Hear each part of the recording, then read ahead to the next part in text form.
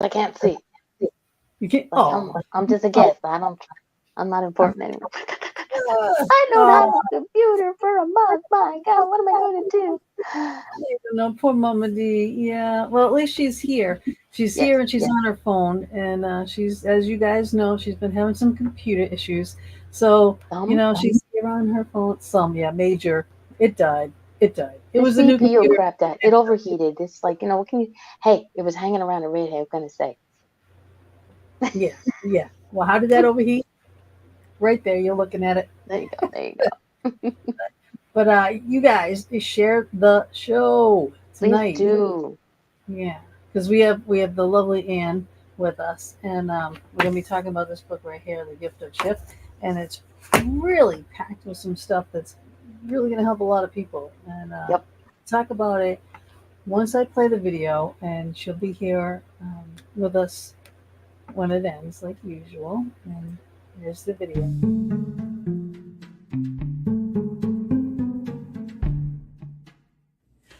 This week in the Fox Den with Gina B and Mama D, we have Ann Papayoti.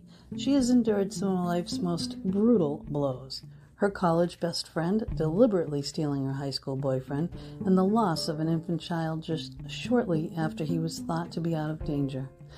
A belligerent and abusive husband, a child born with epilepsy, a family suicide, being bitten by a poisonous snake that resulted in months of chronic illness before being diagnosed, relinquishing a cherished foster teen whose actions threatened Ann's family, and so much more. And despite them all, Ann found the gift hidden within each of these experiences, the gift of choice in how to respond to the challenge. In her new book, The Gift of Shift, Discover the Key Within to Unlock Your Best Life, Ann uses many of these experiences to show how one can open that gift lovingly. Instead of freezing up, becoming resistant, or given into depression, resignation, or other unhealthy emotions, one can choose a better, more life-affirming, adaptable approach that can lead to new possibilities and a better pathway forward. Ann Papayoti PCC is an international life, leadership, and relationship coach. She is dedicated to waking people up to living their best life by helping them to untangle from their past, align with their values, and connect to their higher purpose. Ann captivates, educates, and inspires audiences by sharing her personal experiences of loss, transition, and triumph, and she connects with clients in person and online through one-on-one and group coaching, speaking engagements, various teaching platforms, blogs, and magazine articles. Ann is also known for the personal and compassionate way that she leads people to their own insights and growth. Ann has attained the International Coach Federation accredited professional certified coach level and is a certified practitioner of neuro-linguistics programming and is a member of the Association of Integrative Psychology. And you can learn more about her and her work at www.skyviewcoaching.com.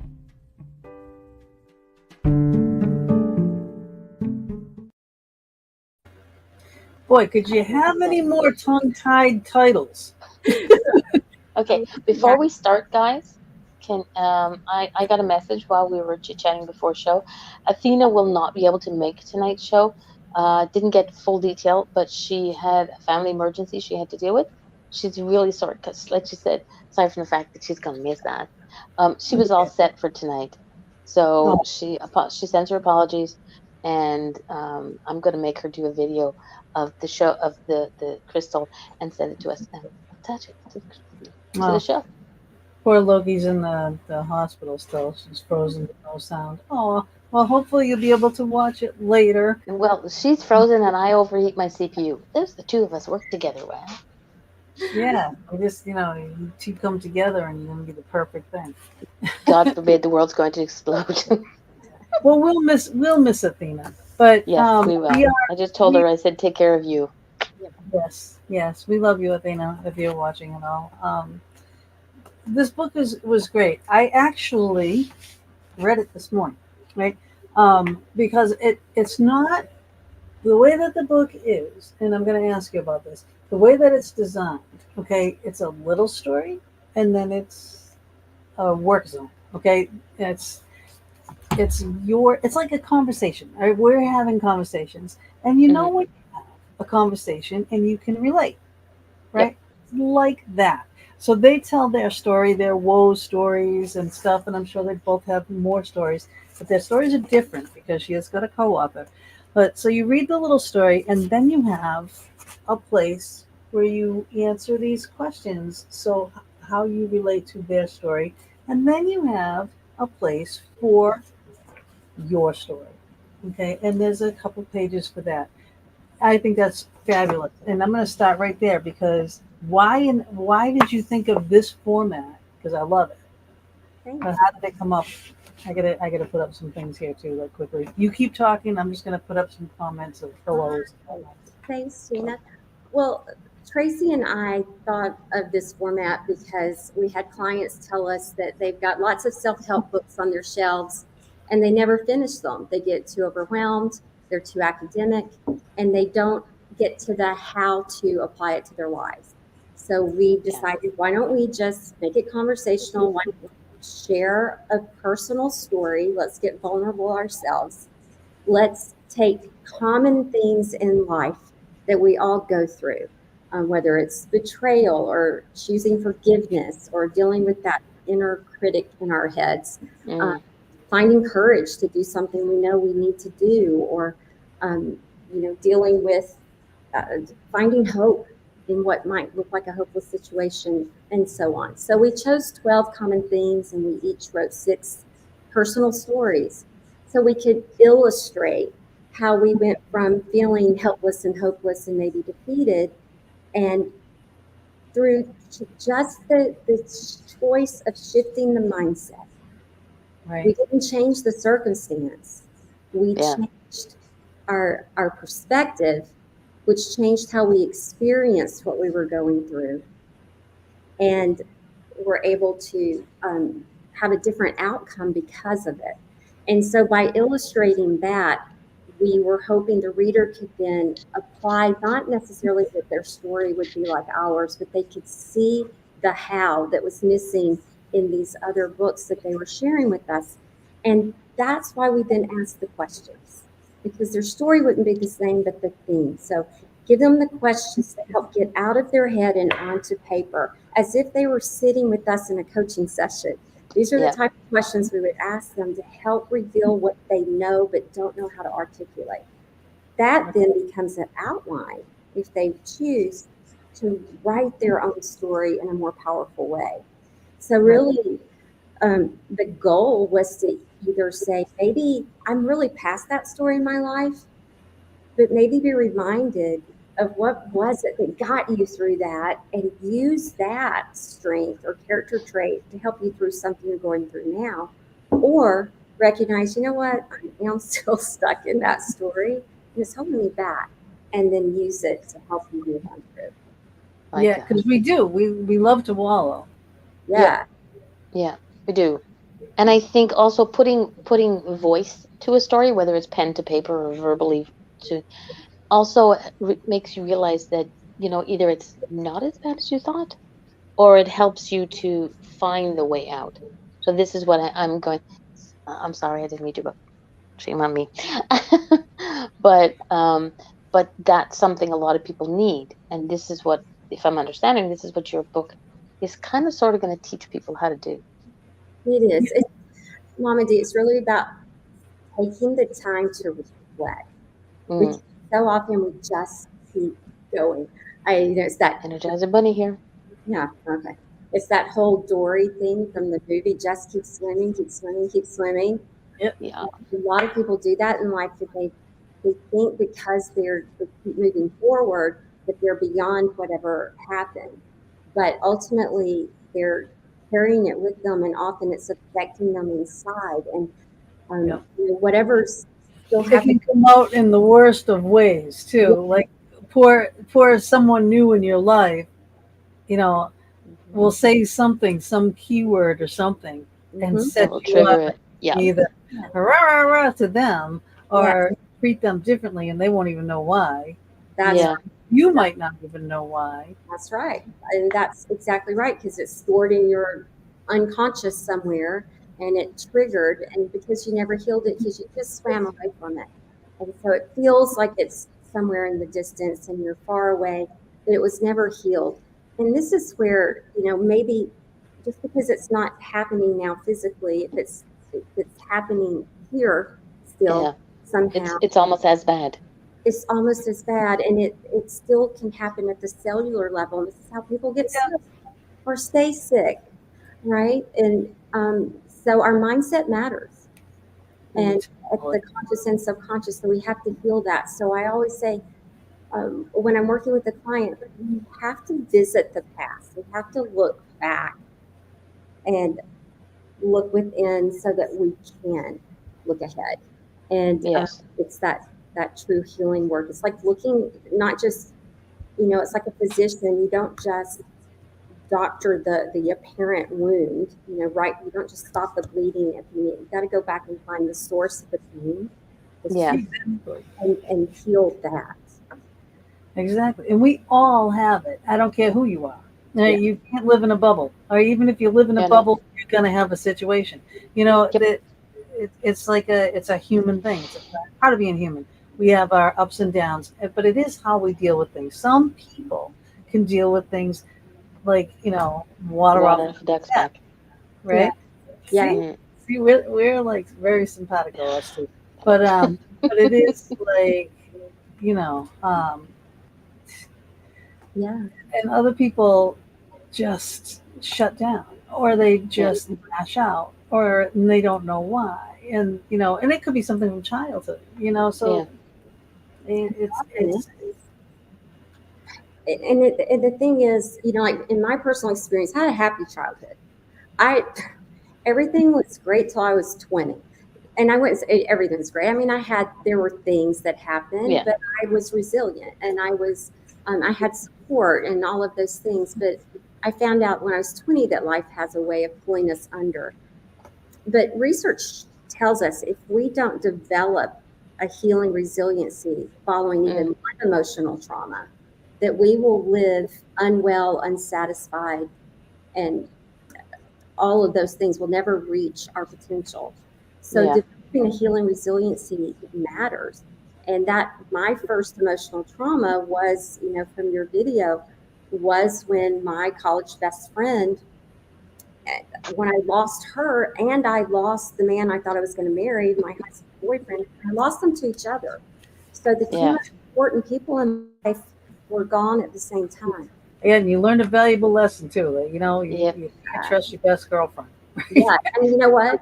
I grew up knowing that I was going to go through some boyfriends before I heartbreak songs, love And songs. that's your best friend. I Yep. knew that I was going to, have heartbreak, but I never, ever, ever expected a girlfriend to hurt me. That blindsided me in such a way, and it was so devastating. Of And Mm. course, it's more so because we confide as women and friends and things like that. We mhm, confide in each other more than we do in a boyfriend. Yeah. For the most part, not yes, everybody. For the most part. All right. I mean, some people have that great relationship and they can say anything they want to their significant other or whatever. But Mm. men can't handle the things that women can, and vice versa. You know, but yeah, you don't ever think like, oh, never would she do this Yeah. or she say that, or, and then when it happens, it is way more devastating. Yeah. It's such a blow. yeah. Yeah, she knew, as you say, she knew my deepest, deepest thoughts and secrets, and it was just, it was. So that's when it pulled me under it. And I'd had losses. I'd had, I had to try out for um, the high school high stepper in the band twice. I didn't make it the first year, but you know what I did? I said, okay, what can I do to do better? Other people were devastated by that kind of thing. I Yeah. didn't make lifeguard the first time. I went and I tried harder. So I'd had things, things weren't perfect in my life. Yeah. I'd had things happen, but nothing emotionally traumatic that I couldn't come back from. And this, it took me a bit to come back from. And what happened, because I had a hole, I wasn't filled back up by my on my own. I had not healed myself. I was Mhm. functioning. I kept swimming. Yeah. Okay? Yeah. Oh, Mhm. yeah. You do I that kept because we have to. swimming. Pull It, yourself up and go. I kept swimming, but I was self-betraying while I swam. I started overeating, over drinking, underperforming, under. I stopped showing up as me and for me in life. That then, Mm. even as I got a footing back in my life, and I started doing the right things, taking better care of myself, and it looked like Sure. I was swimming stronger. I swam right into the arms of a narcissist. Because if you're not whole, somebody else can fill you up. And That's he, so true. yes, ma'am. So true. You He, can't be there for someone else unless you're there for yourself first. that's right. And that's why I hate that line in the Jerry Maguire movie, You Complete Me, because I needed to be completed. And Yeah. I I know complete it myself. till till his words filled me up and there was a place for them to go in. Had Yeah. I done the work of healing Yeah. before, I would have You not, know what though? I think, Yeah. Narcissists pull you in no matter what. well, You that's, know, and when you're an empathic person, mhm, and you are, yes, that is a magnet to a narcissist. And yeah, that is it in a nutshell. And there's 500,000 books and probably about 50 over there on the same yeah, subject, yeah, right? yeah, And that's a whole nother show. yeah. But you might have gotten sucked in even if you did heal that thing. You might have, right? I But might, you but it would have but been a different it's narcissist. This one just yeah, knew me and knew my story from before. So I don't right, think I would have gotten in with this one, but you're right. I probably would have ended up with another one. Mm. right. So it just it is what it is. All right, what do we got here? Wait a minute. Oh, you know what? I do want to put this one back up here. Nothing's ever perfect, but you push through. But that's what she's talking about, to keep swimming, right? But Yeah, we don't want to just push through. We want, because it's going to come back and bite you in the butt. Uh, yeah, now, now I'm not inside the bubble, but I do like to kick it around from the outside from time to time. Well, yeah. Don't Yeah. we all? This makes life But exciting. it is hard. You know why? It's because you're going to do this in the mirror instead yeah. of this to someone else. You That's know what I Yeah. mean? And because this is easy. This This is is right. The reflection work is so important. And I share in the one of the chapters the gift of buoyancy that my dad taught me how to swim in a lake back home in Alabama in Lake yeah, Constance. And I was so monkey excited like. he was going to teach me how to swim, right? But but he insisted I learn how to float first. And I remember I was like anxious because I wanted to swim so I could go with the bigger kids on the other side of the rope. And he was, we're going to take our time and learn how to float first. And I had no idea how important that lesson would be Mm. in life, not just my life, but now my life's work. Because when you float, because he's told me, if you just swim, if I teach you how to swim, you're going to wear out and you're going to sink and you may drown. But if you learn how to float, you'll always be okay. And I get it now. And when you float and you're on your back, your ears are underwater, Yep. Yeah, you can hear your breath. peaceful and Yeah. everything. Yeah, You can even hear your heartbeat sometimes. You hear your breath, and you have the whole sky above you as a perspective. When you're just swimming, it's what's right in front of you or below you. And go, go, go, go, go. And yeah, tire but out. I also like the part of the story though that when you got when you realized he wasn't holding you or whatever, and it's like, and then you get nervous and you sink. Yeah. Yep. That's life. That is life. Right? Yeah. You float when you're confident. And you When you start, get nervous, you're gonna sink. You're gonna sink. Yeah. That is so true. yes. Ooh. It is. So Ouch. flow, That one hurt. After you I'm read that sinking. I'm story in sinking. the book, then you have questions. stop and That's float for a minute and take the time and reflect on your life before you just move on to that next relationship or that next job or that next. Let's talk about what happened now. Let's Mm. reflect so that you get something, so you learn something about yourself. Yeah. And like I said, instead of blaming somebody else, what is it about me that was, sometimes it's what got me through it. What's the strength? What do I want to, where did I give away the power of choice?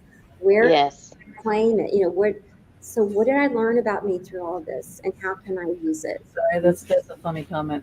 Oh, Jeff, that's hilarious. I like Jeff. I know Jeff's hilarious. It's He good. really is. He's a good guy. I'm his troll. I'm his troll. Hi, Dave. Hi, Dave. Just look in, let you know my wife starts a new job. Yay! Very good, very good. Okay, all right. You watch later. Nice popping in, Dave. Thank you very much. Best wishes. He'll have more time. Yeah, he's from Australia. Oh, amazing. Yeah, we get him from all over the place. That's fantastic. It scared me. Didn't point back. Oh my God! All right, Jeff. Love them. Doesn't matter. This is the man who talks to a crow, who shows the crow's unders, and he didn't get bit. So there we go. Wow. He created, and a puppet is not even the right word. He created a crow, I believe. Correct me if I'm wrong. But he used a 3D printer, and he's got feathers, and she is absolutely stunning. And one day he was doing this thing, and then he showed what was underneath. And sorry, Raven. She gonna kick my butt. And he showed what was underneath, and I said, "You're lucky she didn't bite your head off." He's showing her unders on live TV. Yeah. Oh, wow. But funny stuff. But okay, so really, we go on tangents. Reeling back in, getting back to this though I do love I love that floating in the water story. Yeah. No, I gotta say, like, you and Tracy have definitely different lives, different paths that you guys have taken. I feel like poor Tracy has been more of a victim. Maybe a little bit more of. I think she kind of put herself into some situations she could have avoided. I think, but her stories have merit, and I think that the people that are reading this book, no matter if they're your stories or her stories, you're going to relate something, because it is. Yeah. Again, I'm just going to say this again for anyone that's new, watching or listening, whatever. This book is written like a conversation, like, it's your story, and then at the end you're asked questions so you can relate to the story, because you do. When we bring up subjects, you go, oh yeah, well, I did this and I did that, and yeah, that reminds me of the time that this happened, and that's how this is, and it's great, because it's like having a nice conversation with people that you've never met, but you feel like by the time you're done, because they're being very vulnerable.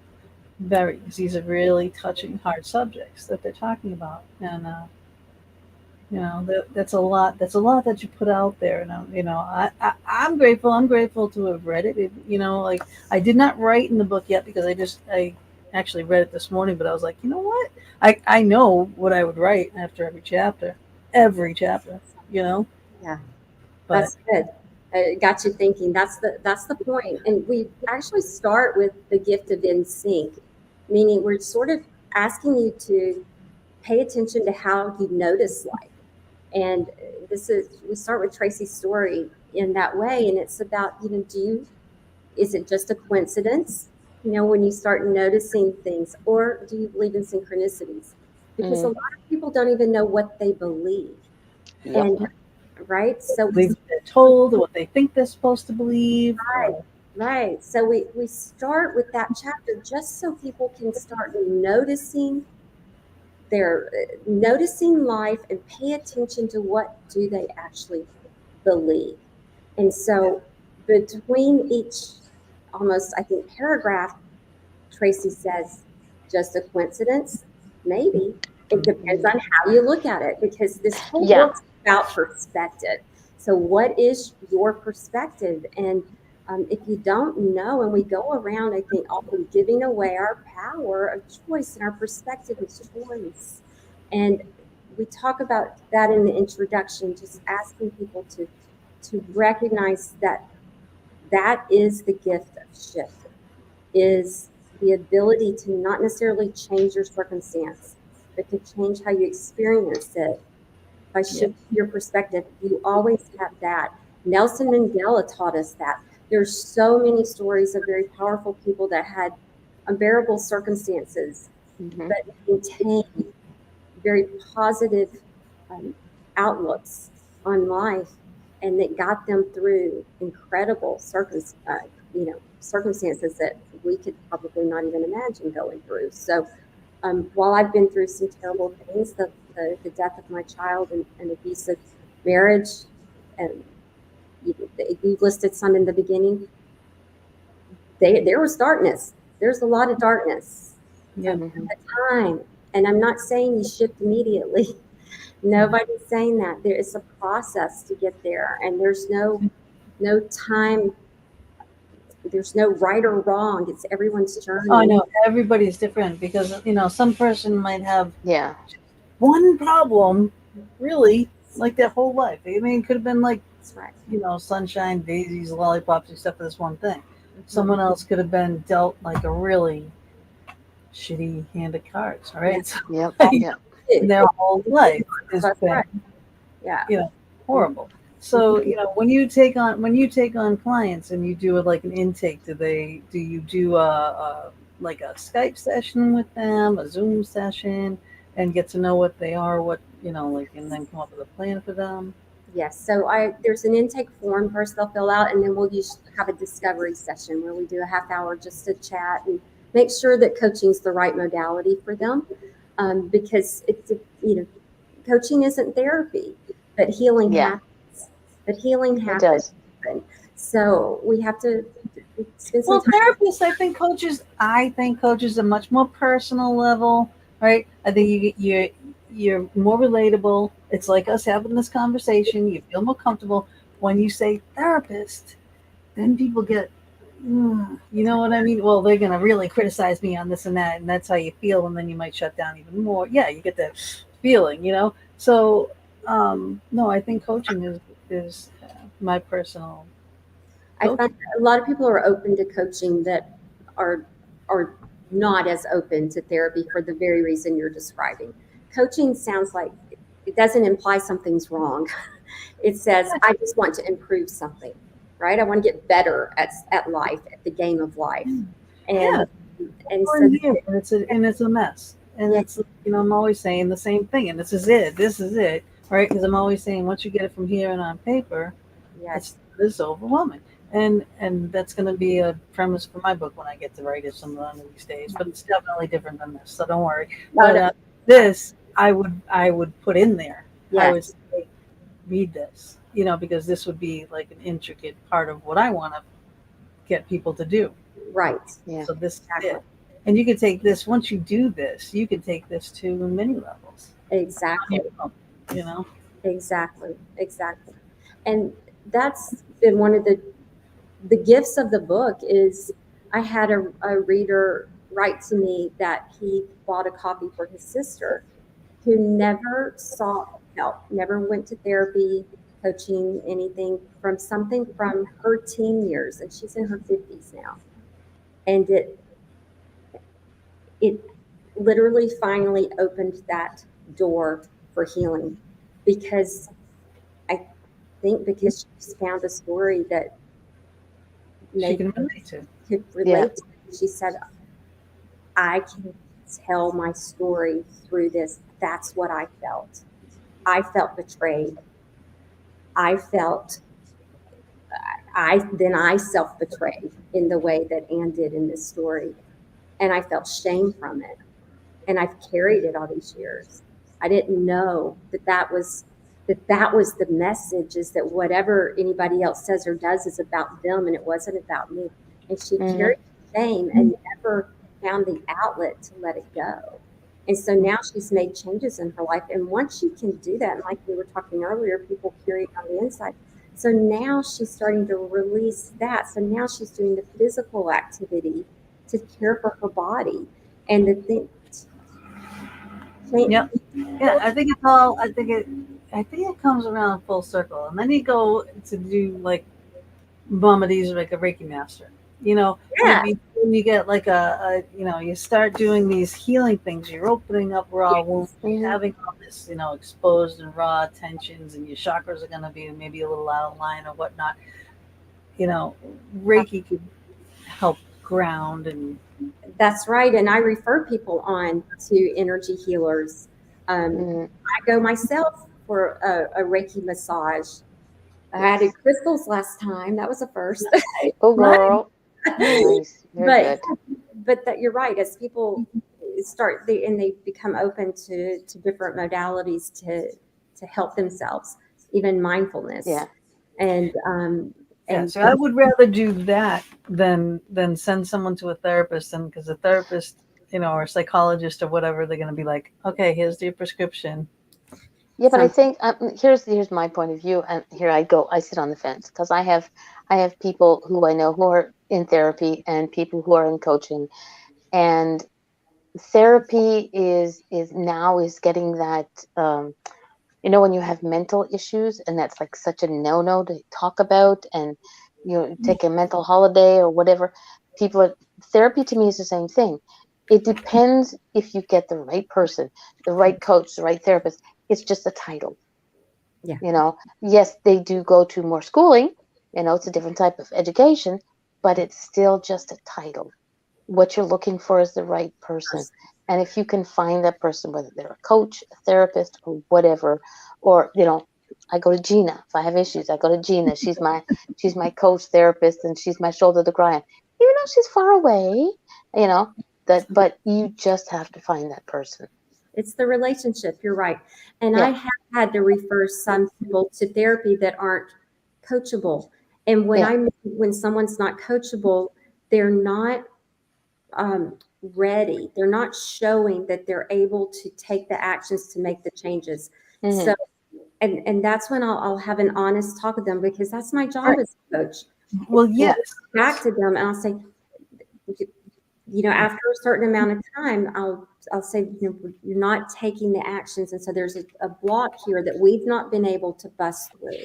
Yes. How do you feel about? And so sometimes I'll have a client I'll work in tandem with a therapist while they work on something, and then we'll work on a plan out here, or they'll go back to therapy for a while and come back. So it depends on the situation, but I agree with you. When it's someone who's ready to do the work, it really is the relationship. Some take a coach approach, others are more old school, but coaching. Yeah, some need it. Some need the medication. I'm not downing medication. I'm not downing what a therapist does. I just think people tend to go to a therapist, like first. I think that you should try, this first. Because coaching is something new out there, which it shouldn't be. It should be, to me, it's like the coaching that you do, okay, is something like when I first started Reiki, I was like, I didn't want to tell anybody about it because nobody I knew about it, or at least they didn't talk to me about it. That's the point. Nobody talks about it. Coaching the way you do it, it is a form of therapy. It is a form of healing. It's just that it's a new thing. Everybody else was a coach. They're thinking sports. They're thinking, and when it's coaching in here, some people think, well, that's a therapist, but it's not. Yeah. They just have to find, the middle ground for them. I realize it's actually, it's a healing art. Yeah, it is. Now, and most of my clients come to me from one of two pathways. Either something in their life just changed, like divorce, death. There's something uncontrollable just changed in their life, and they are in the moment. Yeah. In survival mode. Yep. Don't know what to do. Or something has to change. They can't anymore. They need to divorce, or they're going to kill somebody. No, okay. So it's that.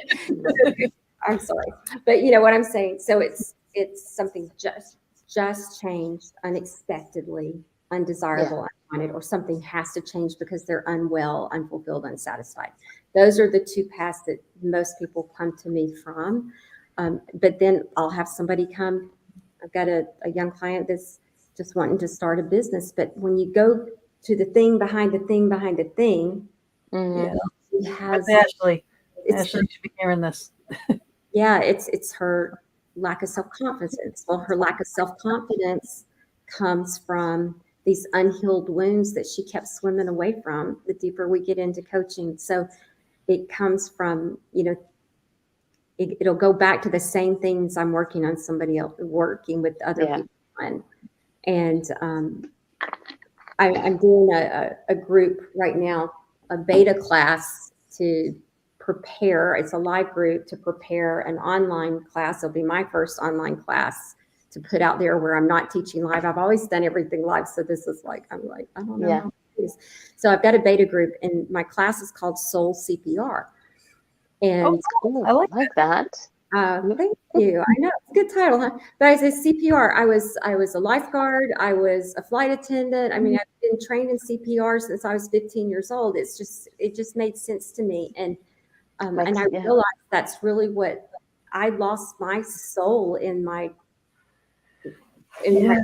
relationship losses, and gave myself away, and that's what I had to revive. And I realized that's really what I've done with clients. Is they come to me, they're lost, they don't know who they are. That's usually one of the, I don't know who I am anymore.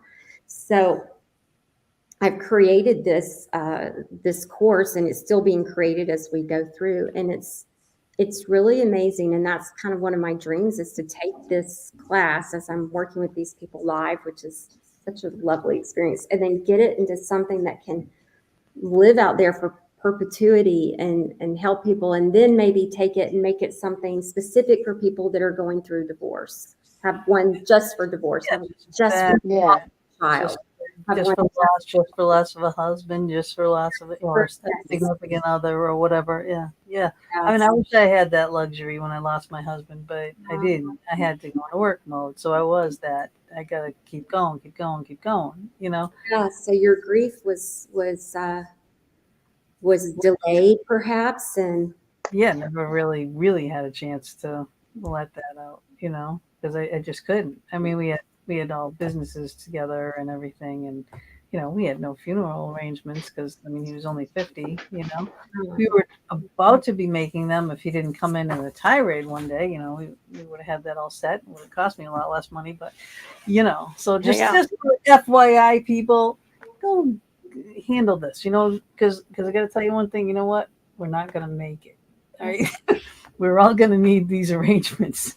Yep. We're not going to survive.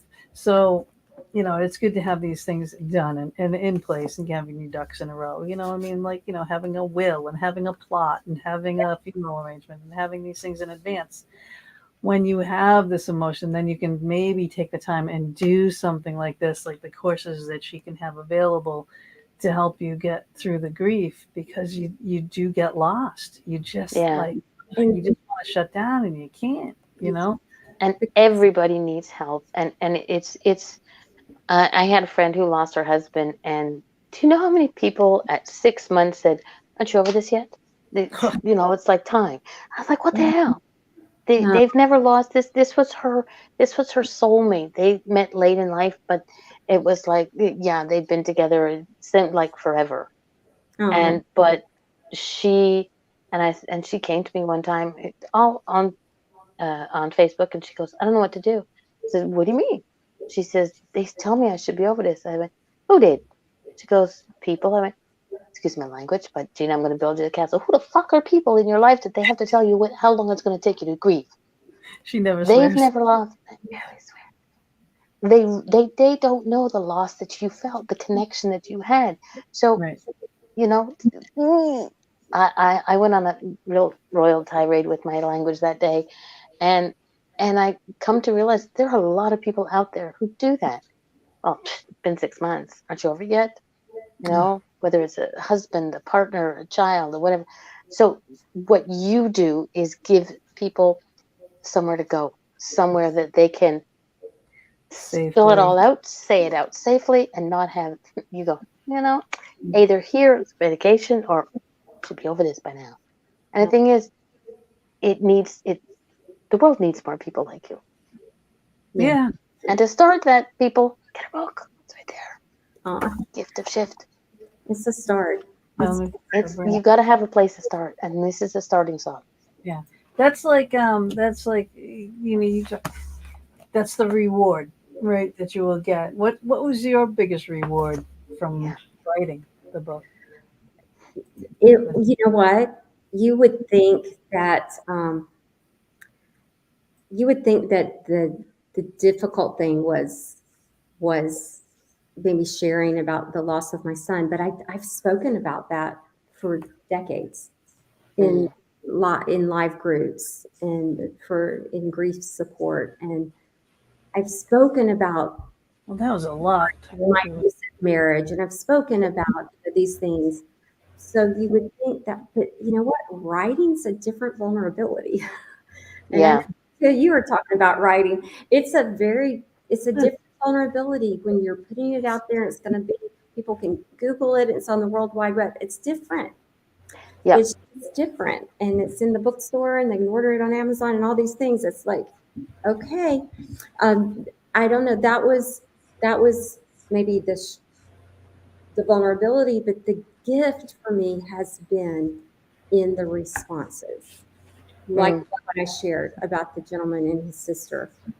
Other people who've told me how they didn't even realize they were still stuck until it touched them, or someone just saying, you know what, because I speak a lot, that your story won't be the same as mine. However, you will have gone through this theme in your life on some level. Like, actually, my story was like this.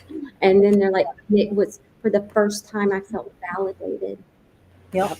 You know, or like it's the first time somebody explained grief in the way I felt it, or somebody understood them. Somebody understood them. Right.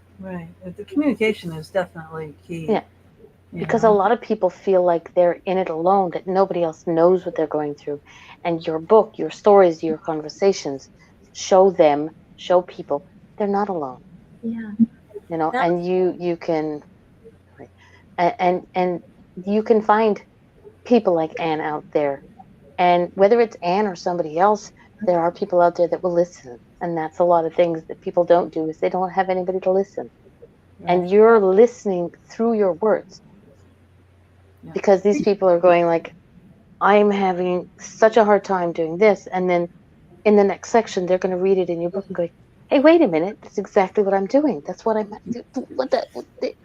somebody's doing it like me. Somebody's having the same issues as me. Okay, I'm not a total loss. Yeah, because there are other people out there, and look, she's doing it. She's getting there. So it means, it's things like AA. You're a shining example. Yeah. And Tracy and I have a private Facebook group for readers of the book.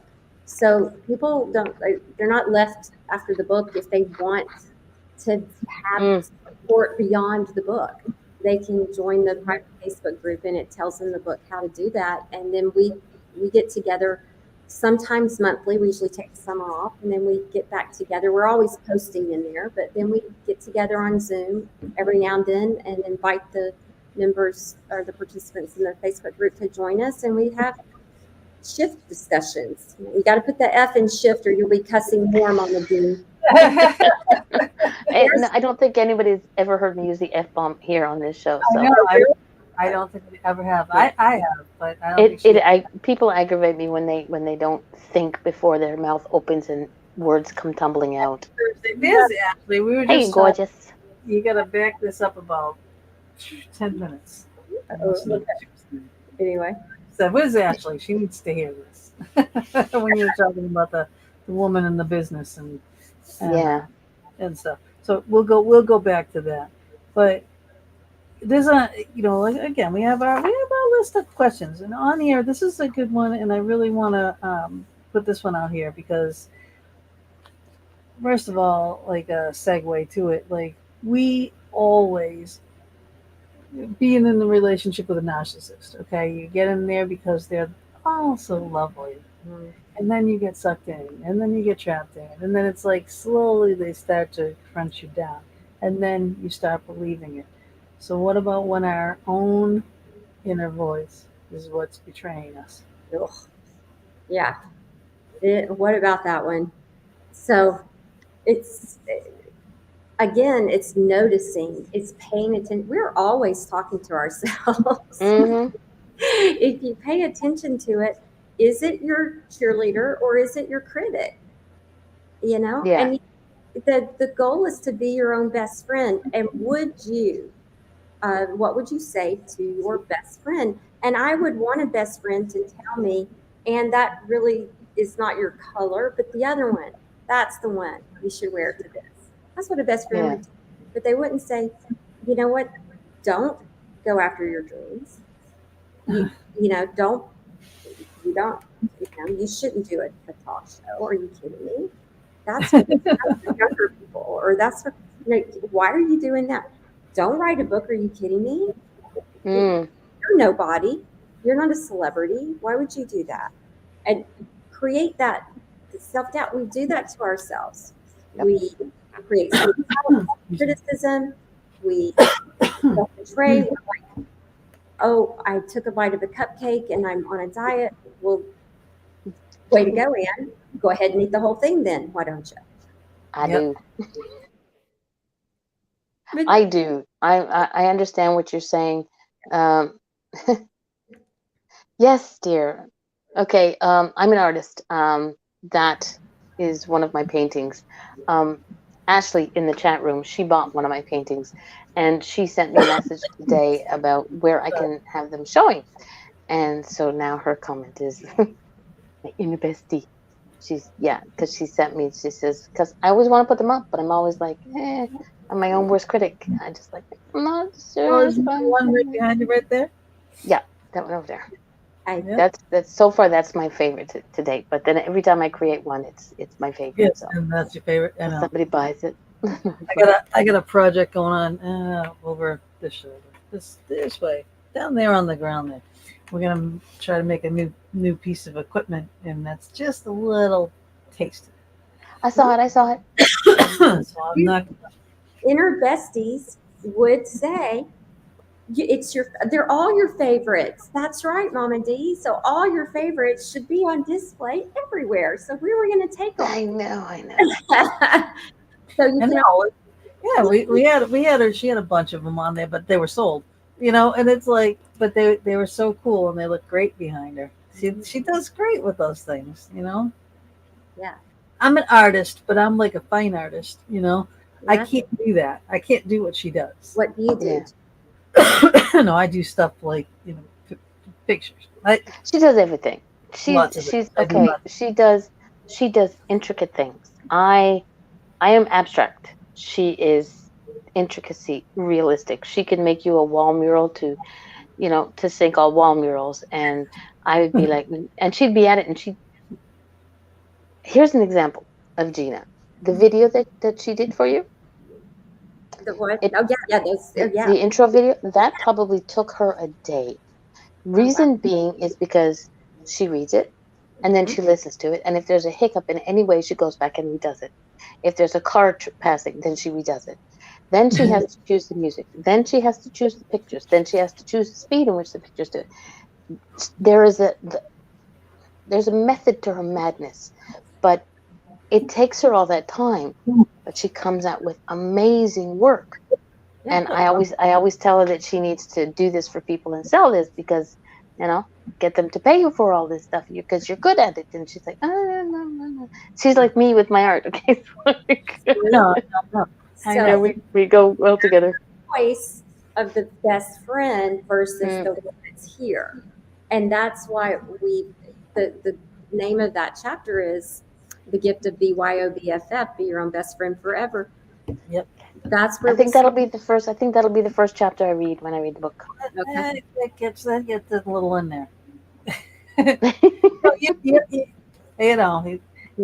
Even if you read it in order, like I said, I read it. It took me about an hour to read the whole book because they're quick stories. They're stories, and then you write. I mean, if you're going to do the book, I would suggest read the book, then go back, reread it, and do it.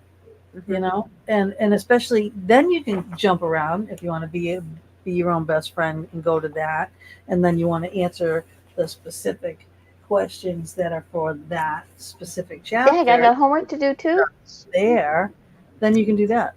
I think I'll print out those things. My soul CPR class doesn't like the word homework, so we eliminated that from our vocabulary. We call it our assignments, exercises, reflections. And okay. Yeah. It's still homework to me. No homework. No. It's like when I went to a physical therapist and he says, when you get home, you're going to have to do this little. I said, you mean you're giving me homework?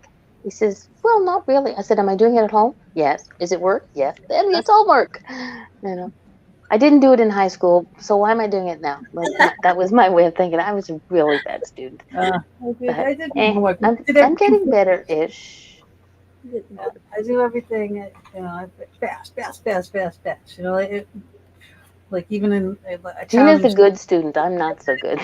I had like a 4.0, and but I screwed around all through high school. Yeah, But I but you still got still got 4.0. I don't even know what the hell I got. good grades. It's just because I want to learn. My dad always said never stop learning. You know what I Yeah. mean?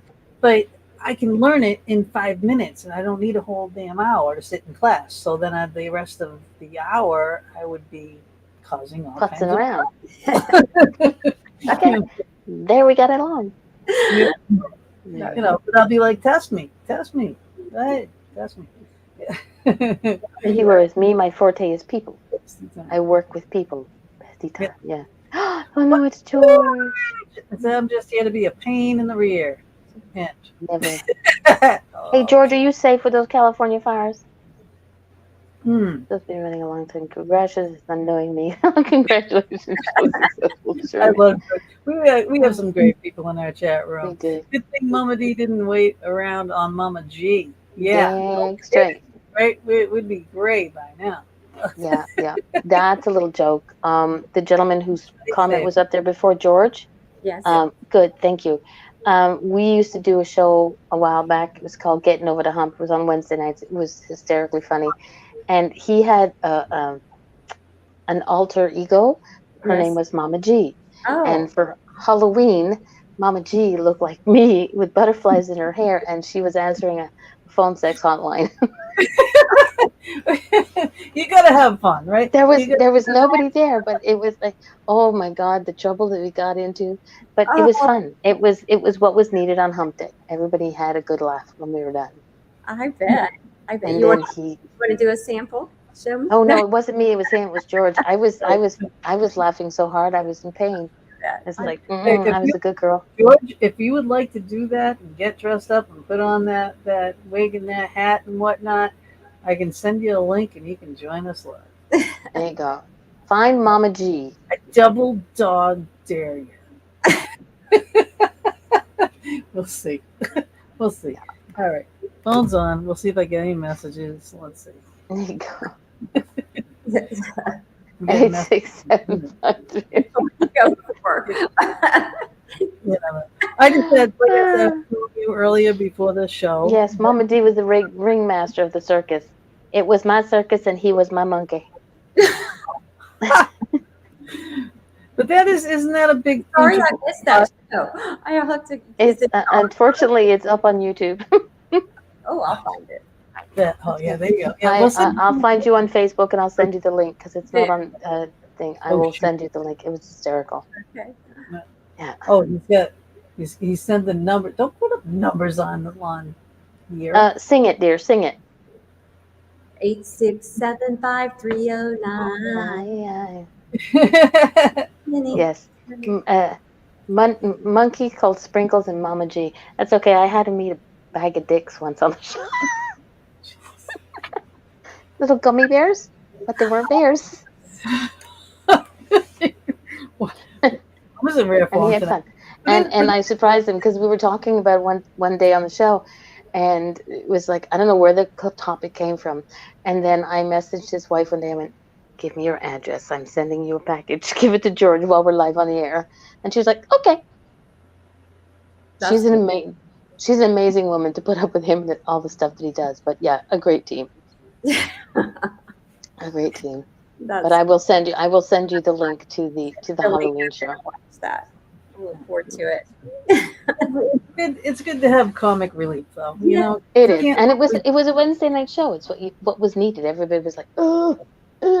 So Wednesday night was, we had the giggles. Good. Yeah. Good. That always helps. Like make a gratitude list. I mean, it's like along those lines. It's just good that they make you feel good to your bone. Yeah. Yes. Get it? No. Get it? Yeah. I just got it. Yes. All right, you're ready to watch. All right, I am not going self anymore, Mama. and Anne is going, I'm never going back on the show I with know. these girls again. You never know what you're going to get on the I'm podcast. thinking of people I'm going to connect to you all. But see, this is what's great about the show is like you said, we are not a show that goes like before I came along and destroyed all the common sense that Gina had, and just follow the words. I've never been one to follow rules. I think that rules are great when they're necessary, but this needs to be a conversation. This needs to be three girls getting to know each other. Whoever we get along, whoever comes up on our show ends up getting stuck with us as family. And it's like this is we are your safe zone. And I think a lot of people are finding, hello, we're booked up until next March, April. People don't know by now that we're a safe zone, and we're not the same old, same old. Like when I remember one time, I can't remember who it was. There was a gentleman who came on the show, and he was like, I didn't know what to expect from you guys, but this was not what I was expecting. I've been on many other interview shows, and they were so like, you guys are not like that. And I was like, no. I think that's everybody. Yeah, I think so. But I remember the first guy who said it. I was like, yeah, no. And sometimes we are. I mean, if the guest really when wants it's necessary, and we can be very professional when it's necessary. Twice. And I had to drag her, kick it and scream. Years. But I mean, it's necessary sometimes. Yes, it is. There are important things, but we also understand that sometimes important things need to have a little bit of laughter to it to make it a little less painful and a little easier for some people. What is it, Mary Poppins? A spoonful of sugar? Yes. And sometimes the sugar is laughter. Yeah, 100%. Because we deal with hard things all the time. Yeah. And actually, I finished the book with my lightest story, right? And it is the gift of beautiful, about being you, true to yourself. And I share the story of leaving my husband asleep as I went to the wedding, and he showed up later, and that was hilarious because I had to put a light story in there because there's a lot of heaviness in there actually. So. Yeah. And it was fun, but it was real too, because it's about how we let little things come between us that are non-deal breaker things, but this is over the value of being on time. And I didn't realize. I was right with you in that car going, we're gonna miss this, we're not gonna be late. This was creating a rift between my current husband and myself, and we had all those everything else. We're in sync. We're equally yoked. We're this is not the narcissist, okay? That's right. Okay. But we're this is something that's creating a big divide in our relationship, and this is what people have those irreconcilable differences that lead to divorce. And when people don't come to the table and talk about it. And he thinks it's not a big deal that he can take a shower 5 minutes before you're going to walk out the door. Right? Yeah. Same here. I pack a week in advance. Maybe I'm a little OCD, okay? And I do. And then I'll repack it and unpack it and repack it and unpack it and be like, well, that got wrinkled, so that's going to be up. So I'll repack again. But 5 minutes before going out the door, he throws a whole bunch of crap in a suitcase and out the door he goes, And I'm just like, how can you do this? It would make me crazy. It does make me crazy. But I was like the lioness in a cage, letting it frustrate me until I chose to be true to me. And I just go on time, and he can show up whenever. And instead of letting it be, and that's what, anyway, then we had to, when I left him and went to the wedding, we were able to have the conversation. Okay, some things he needs to step up for. And I could relax about some other things, like going to movies and sitting like this on the front row. Oh, yeah. Because we're late. So. Exactly. I mean, I was right with you. When I read that, I was just like, this one, I was going to actually write in the. I was like, she's like, yeah, gotcha. that agitation. I know. little, rough on the writing, when you bear into the paper a little bit, you move your rip around a little bit. But I was like, yes. But again, it's like adding a little levity to a really serious subject, because this would put some people in divorce court, Yeah. because someone being like me, I'm OCD, and I really like to have things, a certain way, and there are things I need to have a certain way, or I will go out of my mind. I cannot like let some things go. Right. I've gotten over a lot of it. I really have. I used to be 100 times worse, like really bad. You have to take That's shoes why I out don't let her see the rest of door. my You can't office. speak up on the furniture. You can't do this. I was cleaning constantly. I was like, I don't do that stuff anymore. But there are things I still have to do, and Yeah. then It's I finding that compromise and knowing what's important to the other one rather than assuming they know and interpreting it as them disrespecting me, which is what I interpreted him disrespecting me because I thought he just knew. Why did he not know it's important to be on time? He didn't know. He didn't right, know. He didn't have that as a value. The things right. that matter though, of loyalty and compassion, the big deal breaker values he had in, but this, Yeah. I didn't realize it was becoming a deal breaker. Well, I don't want to get to divorce, but it was making a divide and it didn't have to. It was creating frustration and upset. Ah. Mama D lookalike. There is no Mama D lookalikes. There's only one, and I got her. I She's think he mine. meant Mama G. He just got his alphabet wrong. Yeah. He's a Wow. man. D, G, E, got the letters. Gonna say. I love Yeah. you, George. Yeah. I don't know what's going on with my throat today, but boy. Is there, I'm sure that there were a lot of stories. Now, okay, Gina has the questions. I don't. Because I'm trying to do two things at one time, so I couldn't bring up, and everybody knows I have no computer, so I don't do that. So here's a question. I'm not sure if it's on the list, but I'm sure that there are many more stories that you had. Yeah. Was there one that you can think of off the top of your head that you kind of say, I wish it had gone in there, but it's going to go into the next one? Hmm. There are two that pop up. Both were in Gina's video mentioned there, and they're not in the book. One is my own personal health crisis was when I was bitten by a poisonous snake, Oh, I and like this snakes, might but be interesting to your audience just because I had nightmares since I was a little girl of snakes and being a child and running through a field and falling in a snake pit and dying there from snake bites. And it was a horrific dream that I had, a recurring nightmare my whole life. And I was bitten by this poisonous snake in my 40s, in my 40s. And I haven't had the dream since. And someone told me it was a shamanic awakening. It was mm-hmm. your spirit guides were telling you that this was going to happen, and because even in the video it said that they didn't know what it was for so long, Right. you should have told them. You should have known that because your spirit guides told you a long time ago. But that's the thing is where we always try to have people listen to those intuitive messages and the videos that they download and being dreams, right? I see. And so what happened, I was bitten by this snake. I didn't see it, thank God, because I would have done a happy dance and probably got More bites.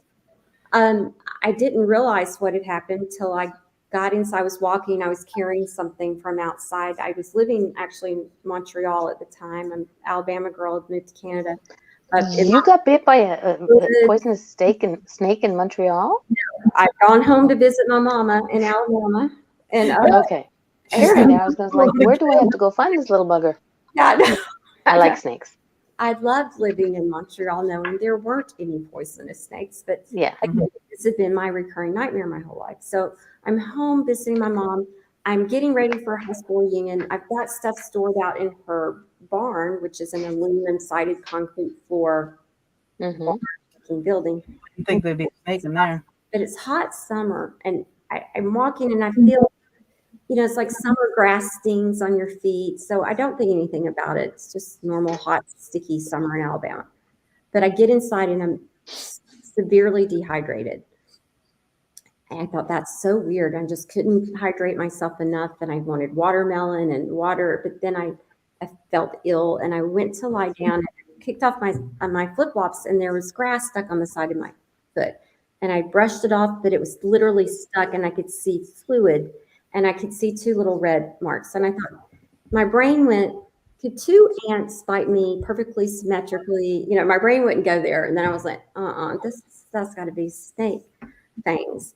And I call it to my husband, who's Greek, as we'll find out in that last chapter, and he's in a recliner in the other room. I said, can you come here? I think I might have been bitten by a snake. And he goes, put some Windex on it. My big The movie. He's in denial. And I'm like, because that's supposed to fix everything. He makes a joke.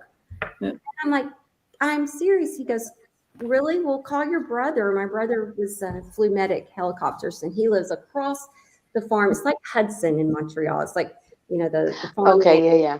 Island. It's that kind of land in Alabama. So I call my brother, and he says, we'll get on the golf cart and come across the field and let me see. Really, nobody's coming to see me. Y'all can come over here. I know, you're one bit. You got to take a golf cart across the field. I go across the big hayfield. So it's out in the country. Go across the big hayfield to my brother.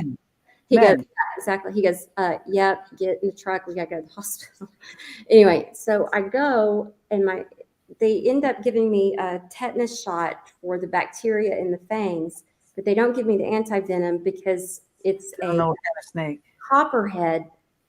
They're sure because of the distance in the fangs. And my brother had driven around. He found a shedded skin, and it's the most common one. And anyway, and they do a warning strike as a bite, like a rattlesnake would rattle as a warning. And if you don't get away, then they strike. A copperhead will strike.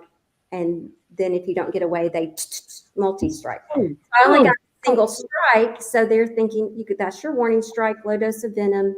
If you show signs A, B, and C within the first 24 hours, come back and we'll give you the anti-venom, but you can only have it once in your life or something. So they didn't want to give it if I didn't need it, because it in itself.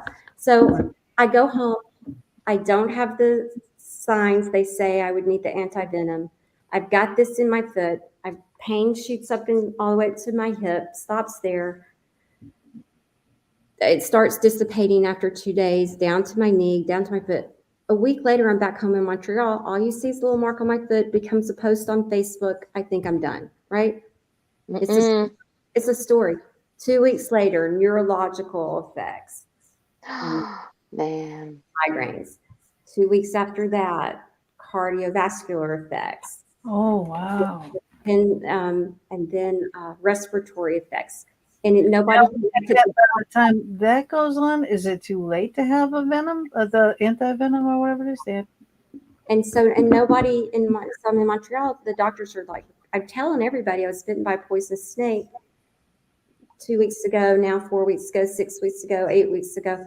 And I'm going to specialist after specialist, and nobody would associate what was happening to me to that. And yet, okay. Because what hospital did you go to? Dealing with this stuff. I went to Lakeshore, then I went to Jewish, then I went to back to Lakeshore. I was seeing specialists, every internist, cardiologist, but nobody connected the dots till a nurse at the Jewish for cardiology said, I think you're on the wrong path. And then there's a medium friend of mine in Montreal. I want to connect with you all. I'll do that later. Yes, please. But I had a couple of friends that said, would you please go see my osteopath? I never been to an osteopath at that point. And I went to her, and the first thing she said was, have you been in, is blunt force trauma? No. And they'd asked me that in hospitals too. No. Has your husband pushed you down the stairs? Have you fallen? Have you been in a car wreck? No, no, no, no, no. Because I'd seen the hospital records at this point, and it said menopause, question mark. Trouble We're with not going to go on that subject. spouse, question mark. Like, is this all in my head? Question Yeah. mark. And my husband had called back to Alabama to that hospital, and they said, could this be related to snake bite? And they said, it can be a delayed reaction like rabies. In very rare circumstances, it seems to have affected her neurologically in a different way. So yes. So the osteopaths, though, she told me, she goes, you've either had blunt force trauma or you've been poisoned. And I went, well, Listen to this. Yeah. 4 months ago, at this point, it had been 4.5 months. I have shrunk, my body has shrunk down to nothing. I look like a prepubescent 13-year-old from Oh my God. Wow. tree. I was sick. I couldn't walk up. I used to walk. You look small now, so I can't imagine. I'm 5'2.5" if I stretch, and I'm not a big person, but I used to walk 4 kilometers a day with my dog. I couldn't walk up my staircase. I couldn't shampoo my hair because I got too tired. My arms were too tired. And my head, she said, you must be in so much pain. I'm like, yes. You think? You've been trying to say this for months. Yes. So it's like my brain was encased in cement. It's supposed to float. Spinal column's supposed to float in fluid. It was like it was encased in cement. So I was it was like a flower not being watered. That's the way I would describe it. I feel like I was wilting. I was curling up, and I was literally dying from the inside out. Yeah. And like a slow, painful, very slow. Horrible. One treatment with the osteopath, unlocked, and it was amazing. One treatment, $95. And I was like, oh my God. And I had to go back, I think 2 more times because it was still like on one side of my face was still locked. But 2 more. I want the name of your osteopath in She Montreal. moved from Montreal to Florida, but I'll still give you her name. She's amazing. And I never found anybody else trained just like her, but there's a group that I can give you that. Yes, please do. Yes. And that's amazing. That's amazing.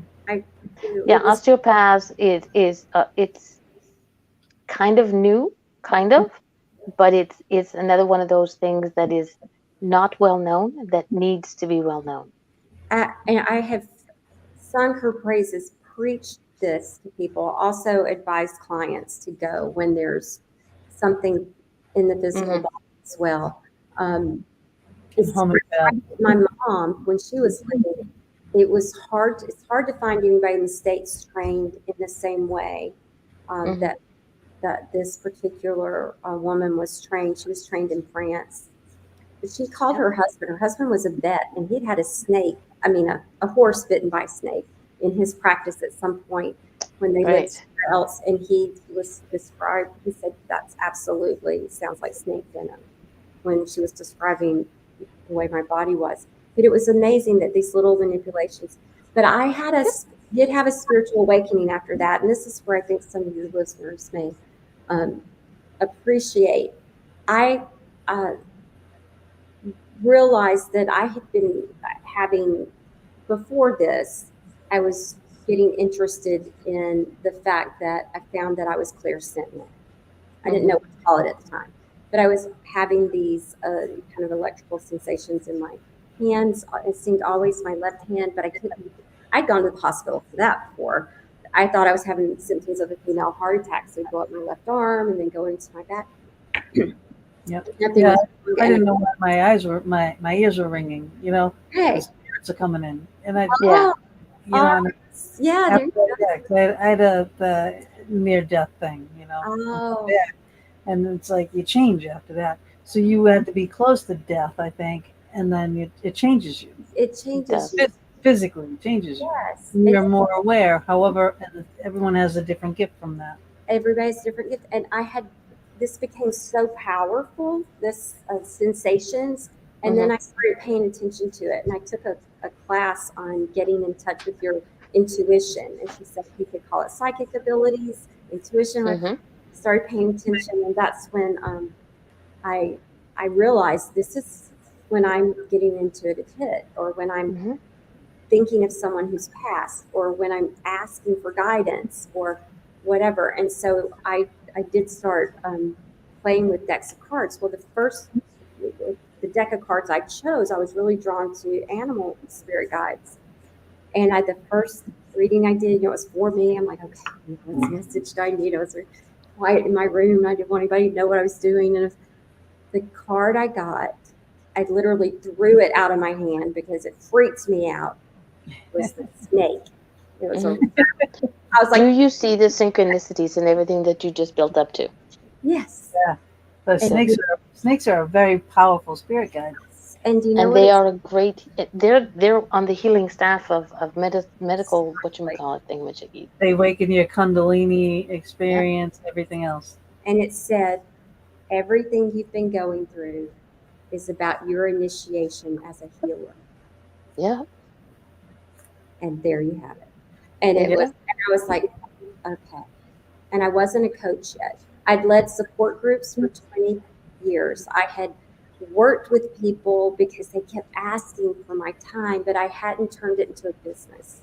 Yeah. I was just serving. And so when people ask me, why did you become a coach, or when and how, I'm like, it chose me. I didn't choose When it. you were Mm-hmm. a child, it Yeah. shows Yes. Exactly. Just, I From can't. from the nightmares, that was a premonition of what was to come. you. Yeah. Exactly. In Yeah. a much Which I think smaller. we're You didn't fall in a snake pit, but yeah, me being in carpentry from childhood. I was Yeah. out building 3 floor story freaking forts in the woods with poles Exactly. that you can slide down to get out, curtains, decorating it, right? All my businesses came into play from my childhood. Yes. Everything. And yeah. I realized, like, in my high school yearbook, it's got where somebody say, "Oh, she's such a great listener," and I'm like, "It's what I do. I listen. Mm-hmm. I majored in journalism in college. I learned the power of asking questions to help people reveal their stories. Everything, like you say, it all comes into play and Yep. puts you into being." Right? Yeah. And I'm so glad you're with us. It was Yeah. Same it's here. it's Yeah. so really nice and refreshing to meet you. And this is why I love coaches, because this is a calling, and this calling has been since childhood, and she's doing it. And I can't even imagine how many people you've helped. You know, Yeah. Yeah. just Well, just imagine how many people she's helping tonight through the show. These well, yeah, people are going to get her book. They're going to start. there, It's the share. beginning to the next step. Yep, yep. Yeah, That's all I have to say. the book is killer. It really is. There was something else I wanted to bring up, and I kind of I lost it You in need to someone. make notes when I'm actually into I know. talking. I try to. I try It's to. rare. And It's rare I that want I talk. It's rare. So I'm like, I'm gonna shut up no, I don't want you to shut up. I like it when now. they. Oh, you know what? This you have those acronym things. The Oh, JOMO, FOMO. Like everyone knows what a FOMO is, right? yeah. So fear of missing out. But you have a chapter on JOMO. Can you explain what that is and why? Yeah, yeah. So this one was kind of fun to write, and maybe actually was the one that took me the longest to write, because the others were so natural to my life. But so FOMO, fear of missing out. JOMO is the antithesis. It's the joy of missing out. And this one, when I was trying to come up with my sixth theme, I was a little bit stuck because I had lots of options, and I really was ready to arm wrestle Tracy for the forgiveness theme, because I would use the snake fight for mine, because I recognized, how we say you hold on to hmm poison. And I remember when I was going through that, I'm like, this is what they mean, when you're holding on to unforgiveness, Right. it eats you up inside. And I was literally, dying from the inside out. I'm like, this is what Yeah. that will not forgive. This is what it's like for them. And so I wanted to write that story. So when I did not win the forgiveness arm wrestle, so to speak, um, I wasn't sure which story I wanted to use for my sixth story. And I thought about the suicide of my sister in law.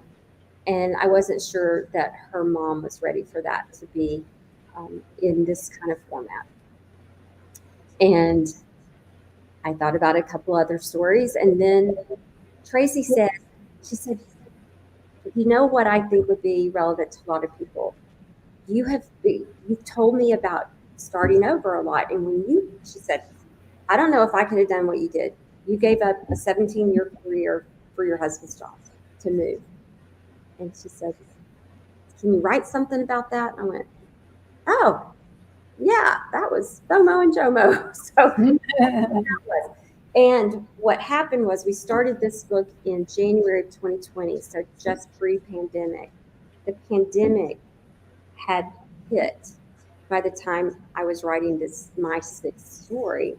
And what I realized was the whole world was doing the same dance at the same time, which was FOMO, right?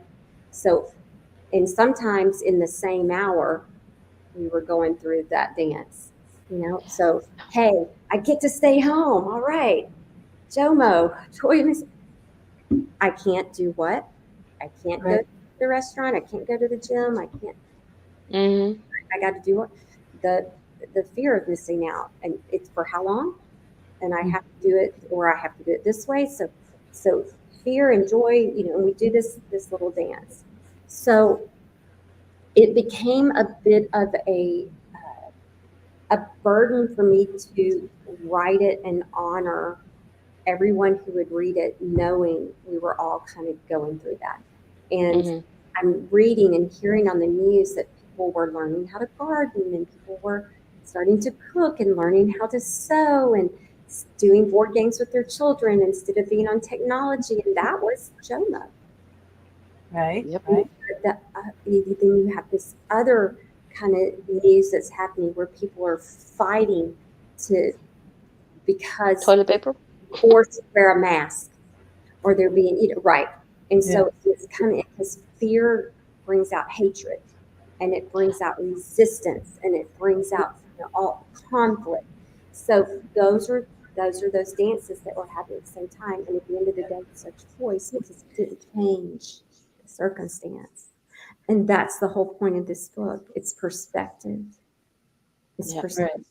Right. And so, a lot of people, I mean, COVID did wipe out a lot of people. It killed a lot of small businesses. It made people very angry because they lost their homes. They lost their businesses. They couldn't work. They couldn't work outside the home. Their work couldn't be done in the home. Service people, all those types of things.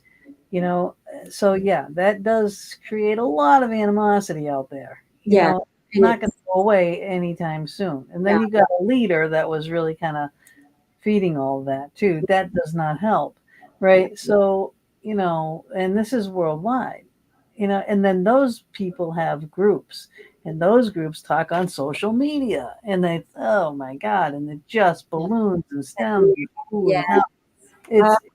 It's crazy. And the negativity fed the negativity. And while there was loss to be grieved, it's what are you going to do in that time of loss? Right. Because you can't change the circumstance. And that's where people who reinvented their businesses, the people who, instead of getting angry and blame and take advantage of the situation. So some of them, so a lot of, I know in living in Texas during this time, the liquor establishments, as long as they sold food, so all of a sudden they're going and supporting another business who has food, and they're selling their food at their establishment so they could keep their doors open, things like that. So people, opportunity create, and for businesses to hold hands and forces to stay open, others to say we were looking at closing anyway and retiring, or we were looking at downsizing or conglomerating, and it pushed things earlier than maybe they wanted. And so Yes. So the people who got creative. So it was. Are you going to get stuck in the fear and the negativity, or are you going to go with the flow and find that? Because it's a dance, and 1 minute you're here and 1 minute you're there. If you're kind of trying to figure it out. And in my case, giving up a 17-year career, leaving Atlanta, moving to Montreal was not easy for lots of reasons, as you can imagine. What if this marriage doesn't work out? Oh, what ifs and woulda, coulda, shouldas, all that to you. This is my financials. I was a single mom. This career is my financial security. What if he doesn't turn out to be the man I think he is? Yeah. What if he passes? Why are you even thinking that? Because you were tainted in the past. I've been through, right? Because of my past, because our Been past, there, done that. It's experiences that come back and say, okay, this could. So what did I have to do? And it's something you said earlier, Mom. I had to trust myself, and this is what resiliency is.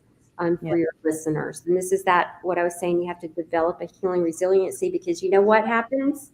There's always another storm. There's always a next thing. There's always something else. So we have to develop that healing resiliency, right? So what I had to do, and I had to choose JOMO over FOMO, was to say, I'll get through it. I know what I'm made of now, and no matter what, and I can't control the future. You control them now. Be a pandemic. I could have my son could be didn't know it was going to happen, but my son's going to be diagnosed with epilepsy a year after I moved to Montreal. I didn't know what was to come. I'm going to end up visiting in Alabama and come back to Montreal and being snake bite of my life, with this unknown poisoning. I didn't know what was going to happen. Yeah.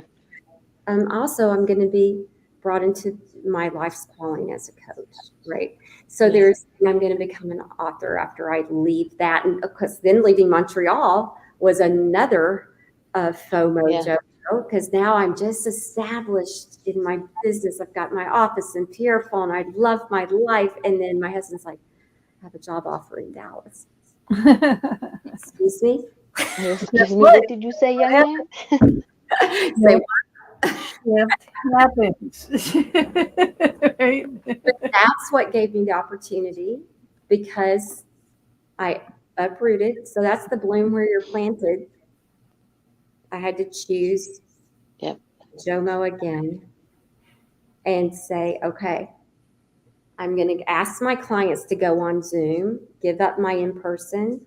Some did, some were scared of technology. Oh, I like the in-person. Okay, well, let me refer you to somebody else. So my client base shrunk. So I come to Dallas.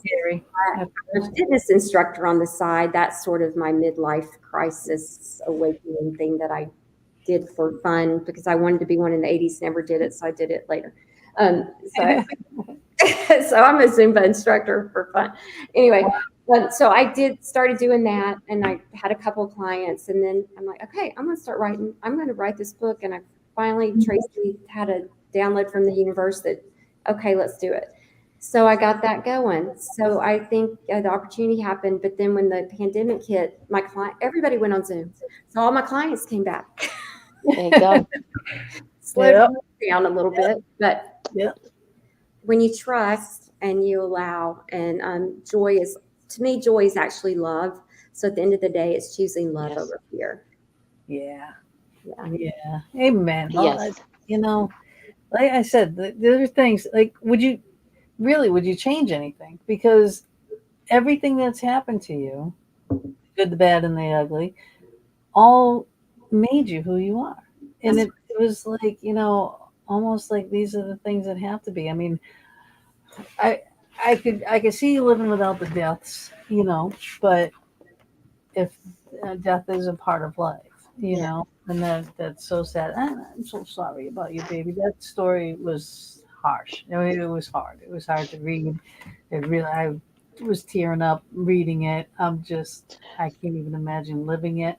But I understand. I feel like I was like right there with you during these things. So that's how well you wrote it. you know. Thank you. Yeah, I wouldn't change anything. I mean, if I could have him here, I would absolutely. Um, but I don't regret. Because I know I'm not in control of how things happen, and I do trust and believe that there's reason and purpose for everything. And Mhm. and the point of that story was I had to turn my pain into purpose. That was the healing in, Yeah. that in my grief was finding purpose and creating meaning from his life, and the ability to look up, because we're looking down so much when we're in loss, and when we look up we can see opportunity. And I've talked to so many people going through grief that that repeat the same thing. It's when they finally look up, they see the opportunity, they see the light. And when you see light, you go, okay, there's something to move towards. And when they find a way to create meaning and purpose from their loved ones passing or about their life in some way, no matter what it is, they are able to carry their loved ones' story forward and their name and talk about them with a smile on their face, right? And it's Yeah, so any life, no matter how brief it is on the planet, that's and Yes.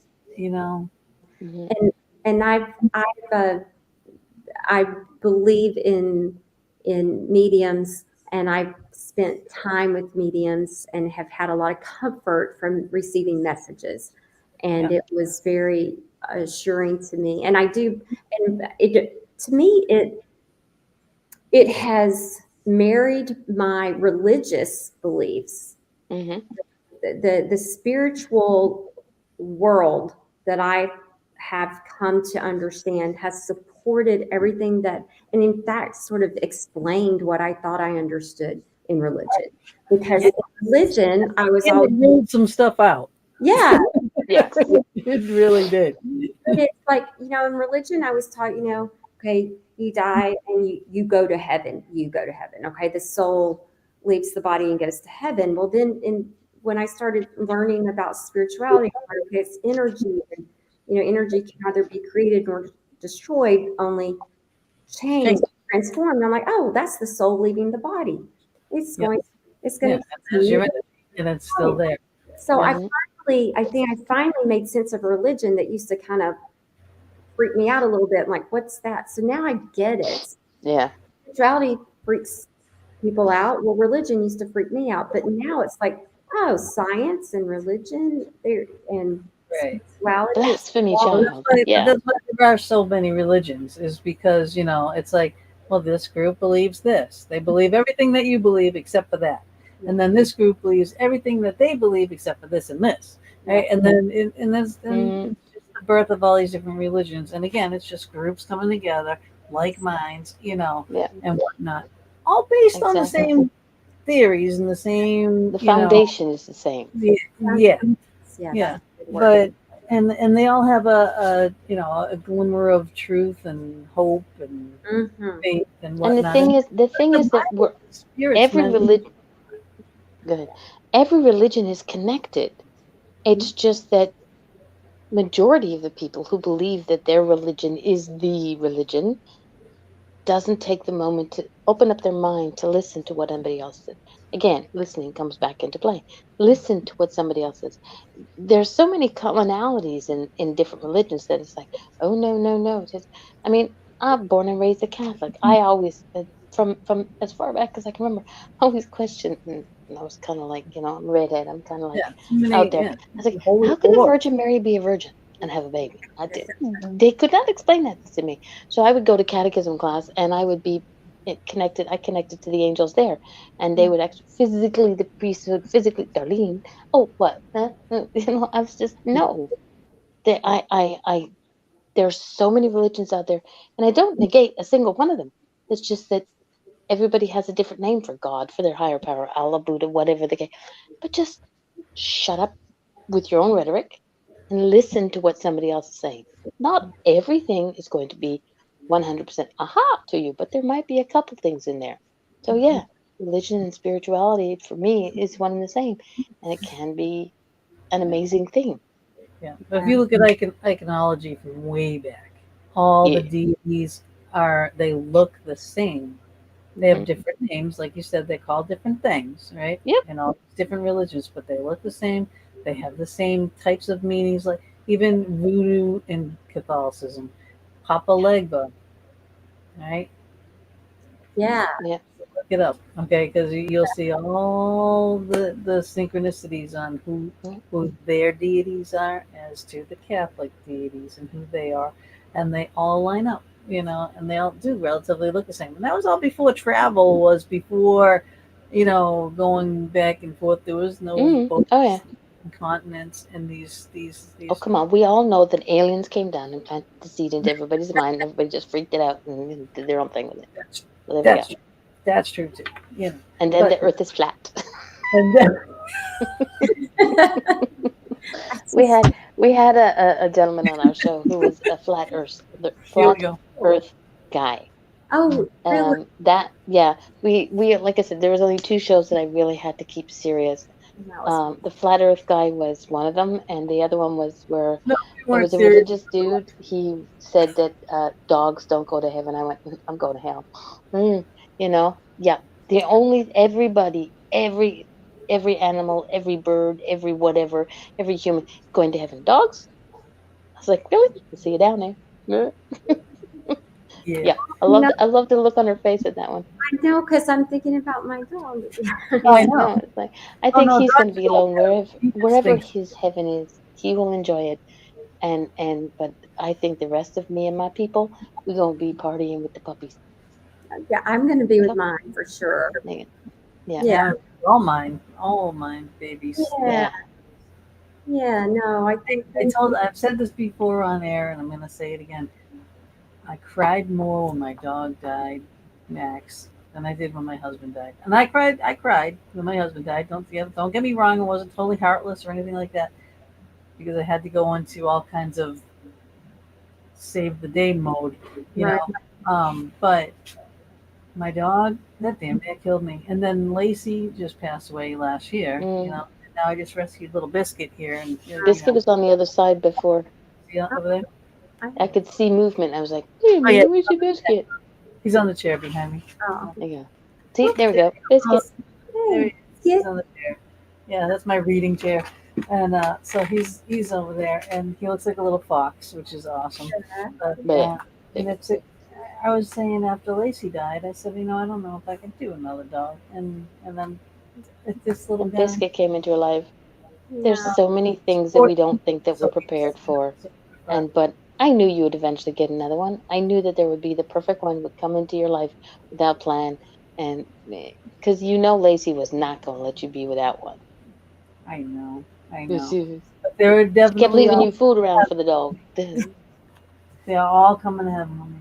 There's no doubt about it. And then Reverend and oh, I know. You can see a dog's soul right in their eyes. There's no other way. I know. Oh I yeah. know that is total unconditional love. No matter Yep. what, they just love you. I told my husband if I had gotten Hewitt, our Malamute, who passed away last year, if I'd gotten him before I met my husband, I would have never gotten married again. I didn't. He was everything I needed, a companion. That was our joke. But we lost him last year, and same thing. 3 months. We thought we wouldn't have another dog in Hmm. 3 months. So the house felt so empty, and I went to a They shelter and the animal that passes. You're doing animal oracle, so the animal that passes manages to find a way to bring the new one into your life. this. We had a gentleman on the show who wrote a book about his dog, Yeah, and the dog knew that he was coming back, and told him eventually he would come back, he would reincarnate into another dog, and when he finally found this dog, it is like this spinning image, not image, but the way things that this new dog does and everything else, and they know that this is their first dog reincarnated. He thought he would never have another dog after that. I believe that animals bring the new four-legged fur baby into your life, or feathered buddy baby into your life. I believe that, without doubt. So when this gentleman loosely said, um, it's his belief, and I don't believe what he believes. He Right. kept trying to get me to say amen to stuff. I don't remember what the heck it was I said amen to, but he wasn't impressed because I said it. But they're different people, different. You just got to let them be. They'll eventually find. They're gonna find out when they cross over, anywho. Because That's God's true. gonna be up there. Go, excuse me, we're putting. Oh my God!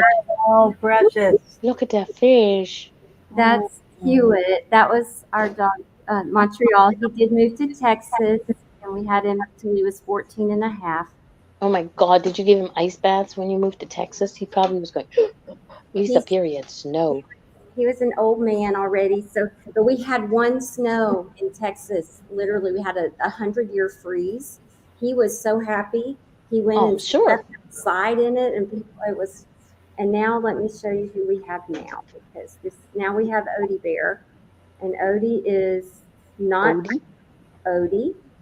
I never thought in a million years I would say that I have this kind of dog. He's what I brought home from the Oh shelter. my God! What a love face. oh, hi, baby. Oh, Oh, my that is so God. gorgeous. Oh, what a beautiful coat. He is the most sweet, loving in my he is I'm his emotional therapy animal. Of I There you mean, course. go. Yeah. he Of course. was neglected, and I don't know what all. How And long he have you had him? just a year, and he was a year old when I got him. But he thinks he's in my lap. He sleeps against. He sits in my office when I'm working, and he's just he's the sweetest. He looks mean, looks like a bruiser, but Oh he's no, the he doesn't. He looks like a giant jokester. oh He's gonna make you laugh. he Yeah. does Do you he want to see something funny? yes please. All right. I did this. I used to play with Lacey all the time. But, My name is Lacey. I like long walks by the beach. I like my fur brushed daily. I like to be spoiled rotten. I love presents. I like my fox toys. And I love my mommy. Oh my God, that's lazy. uh, and she would let me do these things to her too, like dress her up. Lacey would sit at the kitchen table and have supper. Yeah, She had her own chair. she did. You know the child chairs that you put on the table Yes. with the holes? Well, they make dog ones with no holes. So she would sit nice and wait for her dinner. Like I could leave the room and not worry about her jumping out or hurting herself or getting on the table.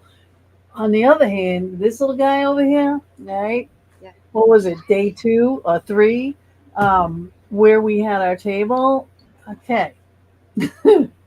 I left the house for like 5 minutes. Mm. 5 minutes. I come back in, didn't think nothing of it, and he's always on me. He's right near me all the time, right?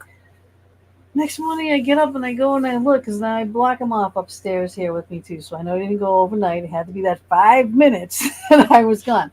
He gets up on my table and breaks apart the butter dish and eats a whole stick of butter Uh-oh. on the table. And I'm just like, oh my God. And my Lacey, she would never in a million years do that. Mm. He is like all over the place. Zing, zing, zing. I mean, Lacey would sit there. Well, you gonna come get me? Yep.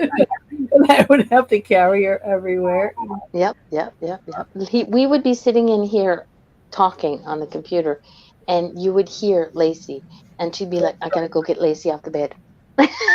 Oh, he had oh, that's funny. Yeah, Yeah.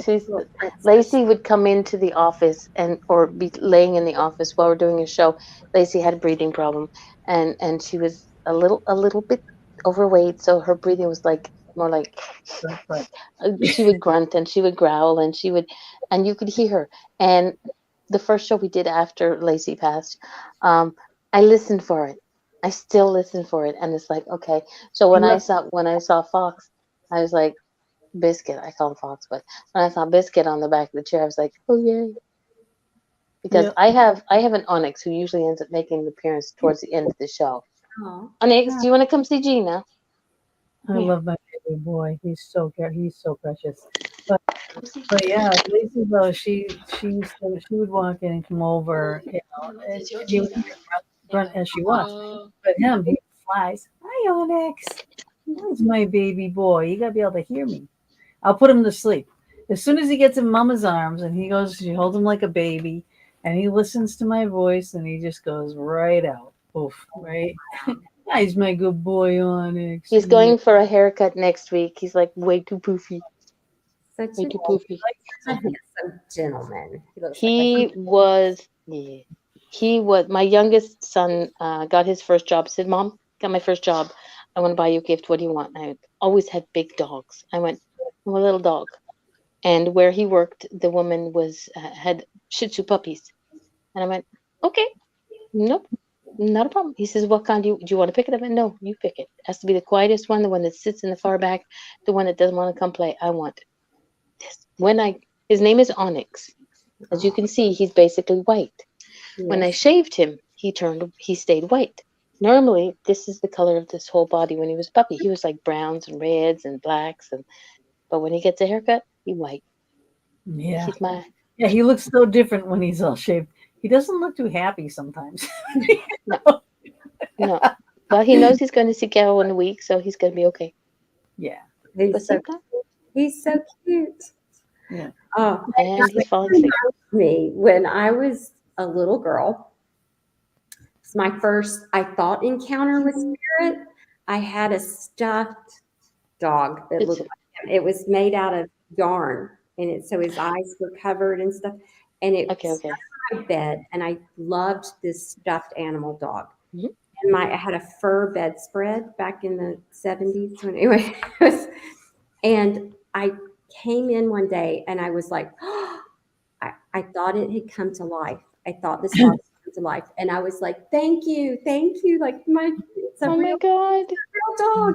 Oh. There was a trail across the bedspread, like a pattern of what I thought were paw prints. And he was, or she was moved. I thought it had walked across the bed. And I Wow. was so excited. And I was like, my dog's a real dog, like Pinocchio's a real boy kind of thing. And I was Right, right, right. excited and thought this, this like my almost imaginary pet friend thing came to life. And then what I realized later, it was my fingers had made a trail, Oh. and I Oh, was so disappointed. But I thought I was having this Yeah. Well, I'll tell you though, moment. Lacey was here and she did. I said, please, because I was just so distraught over losing her. Well, all right, I got to give you the backstory on why though. I had my dog, Max, who was like the ultimate black labs I always had. But this Max, just the smartest, most helpful dog, I swear to God, human on the planet, right? She was my ultimate dog. She Mm. was dying. My daughter had a little chihuahua and she would bring it over and my dog would liven up. So I said, I need a little dog, you know? So I went to look for a little long haired chihuahua, but they didn't have any. So I looked at a couple other things. I looked at a chocolate lab that came running up the stairs and ran into a wall. And I said, don't take that back. And then they brought up Lacey. And she was like this big, this little, you poof. know, poof thing, and she little milk stuck on her head and stuff. And I said, oh, I love her. I need her. Yes. I have to have her. You Mm. know, and it was just there was no other dog, right? So by the time I took her home though, right, and then it was like just a couple days, and it was still too early, and they made me sign papers and everything. I promised to feed her a bottle. I did Yeah, everything. nobody can say no to Gina for long. No, to the letter. I was just like, no, I have to have her. You don't understand. My dog Max is dying, and I, and I'm like, I need her. And I brought her home, but all she did was sleep with Max, But I still, and 2 weeks later, I had to put Max down.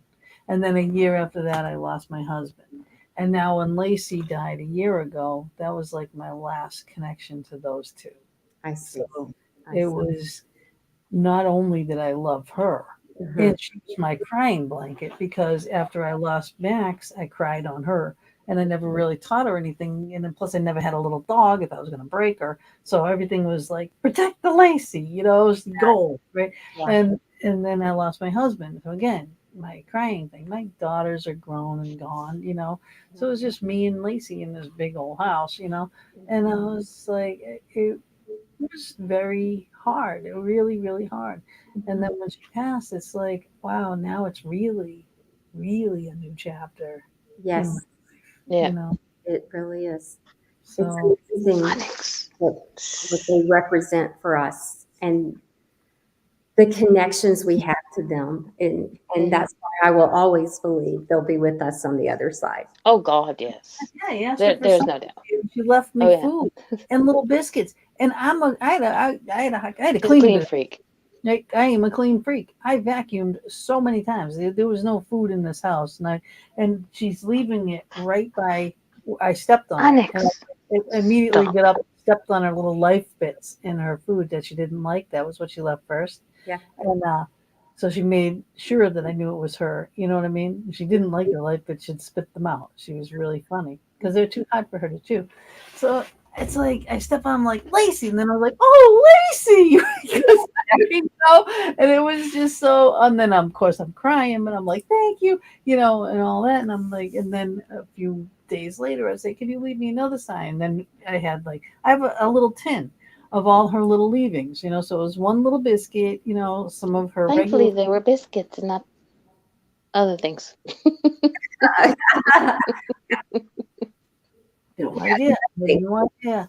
And then when I didn't have, there was like no way she could get any food anywhere or whatever to leave me because I seriously don't know where she got them from.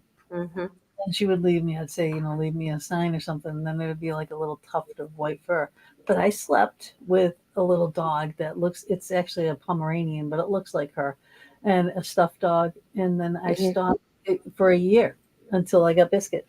Oh, And that's when I took it away, and now Biscuit's there, you know? yeah. Yep. That's so Yeah. cool But he sleeps everywhere on the bed except where Lacey slept. because she's still there. I think Yep. so. She's like, that's my spot. Don't touch it. Yeah. Yeah. Yep. And no, that's not even, I mean, God, my hand to God, right? That is the truth. He will not sleep on that end. He's right on me, or on the pillow or, in between my legs or on the bottom, but not where Lacey slept at all, ever. Mm. Amazing. Yeah. Yeah. I'm so I think I'm infatuated with animals. I've just always loved them and except for the snakes. But like I said, I haven't had the dream since, which is But that's why you didn't need it anymore. You had the connection that you were supposed to have, that the dreams were leading you up to. It wasn't as traumatic as your dreams, but it was still traumatic enough that you needed to do. This was just sort of like preparing you for what was about to come. mhm. Exactly. Even though Because even though it wasn't fun, but you figure if that snake hadn't bitten you, where would you be now? And I'm yep. glad I didn't see it. I'm thinking, I Yeah, saw it in do the dreams. happy dance. I didn't see it in real life. I would have, oh, yeah. I Yeah. would have swore because I like snakes. I'm one of those weird people that like snakes. I go to shows where they have boas, and I'd be like, okay, can I have it? Oh, I used to they're work. I used to work at a convenience store, and we had a client who walked in every day, and she would have snakes on her hands. I'd be like, "Excuse me, thank you very much." So I'd serve a couple of customers with snakes on their hands, and I would really freak some of them out, going, "Hey, what is that? Oh my God, darling, it's alive!" I love these things. So it's like I would yell at it, I would swear at it, I would curse at it, I would say, "How dare you?" It's like, yeah. but But it, yeah, but it was. I mean, it's just so odd, and well, not odd. It's par for the course. You were told about this as a child, yep, and these snakes, that's what they are, though. It's a healing thing. It's Kundalini awakening. Mhm. It's right from your root chakra all the way up. It Right. lights that fire. You know, um, all of and those it's a copperhead, like all those things that you are. Yeah, yeah. And So it that's a real strong spirit guide for you. real strong spirit guide. And I'm not scared, of them anymore. Like if it was on TV, I'd be like holding my eyes or something. And I don't have that fear anymore to see them. I don't want to, like I wouldn't choose to, but I don't.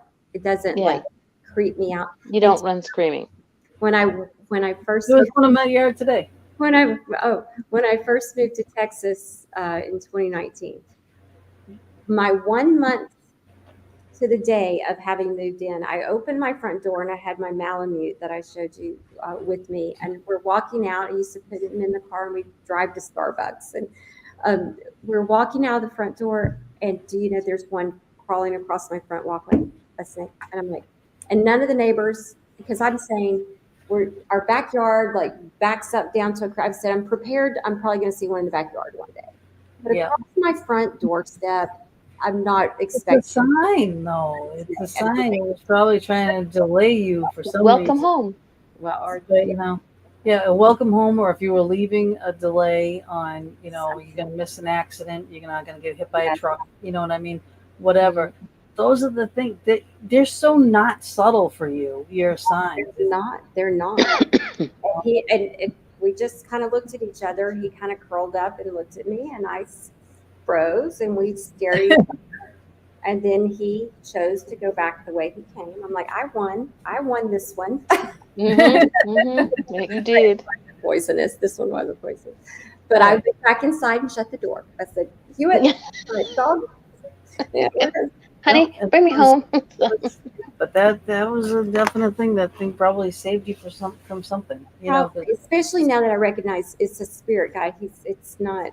I don't think I'll ever be harmed from one again. And I had a medium tell me at some point that my angel guides, they call themselves, I think, the force or the gathering. They're very busy. They've been very busy in your life. And I've asked them, don't make me go through more than I have to. Let's keep it subtle from henceforth. Let's keep it subtle, Yep. Hi, Holly. Yeah. I'm pulling out my cards here. I just pulled the frog card for you, and it says prosperity. Hold on. This is pretty good. Let go of the past and embrace change. Opportunities are close at hand. Hop into this new day with joy, abundance, and good fortune await you. Beautiful. I just came across a frog while I was walking my dog the other night before I came. Wow, really? Yes. Yeah, there's 3 of them on here. These look like tree frogs, but yeah, I mean, I just figured I would do that. Thank you. Ladies, it's 2 minutes of. Oh, shoot. Okay, so oh my God, 2 hours flew by. So we went so off topic. We got into pets. We got into our fur babies. There we go. See what happens when she talks. All right, so let's see. Well, you can get the book on your website. Let me put that the thing up here. You can go to this right here, www.skyviewcoaching.com. You can see everything she does. All her links to all her social media is on there. Get this book, The Gift of Shift. It would be the best gift you can give yourself. Amazon, and get it through that site. Anything that you want to leave, like... Don't you have a book signing coming up? I do tomorrow in Auburn, Alabama, at Auburn Oil Company Booksellers. I'm looking forward to that. And I would just leave your listeners with this, just to notice what has a hold on their heart. What's got a grip on your heart? And is it something from the past? Is it something yet to do that's calling you? And pay attention to you. Wow, that's really, really sweet. That's nice. That's nice. But, okay. Well, you guys, we will see you all next week. Ian, hang with us for a minute, but thank you so much. Yeah. I really, oh my God, I love talking with you. I think you're fabulous. I hope a lot of people get in touch with you. I mean, I know you're going to help a lot of people in your lifetime, because that's what you're put on this earth. Oh, yeah, for sure. Yeah. So we love you. You're part of the Fox. Thank you, guys. I love you guys. Thanks for having me. See you guys next week. Ciao for now. Share the show.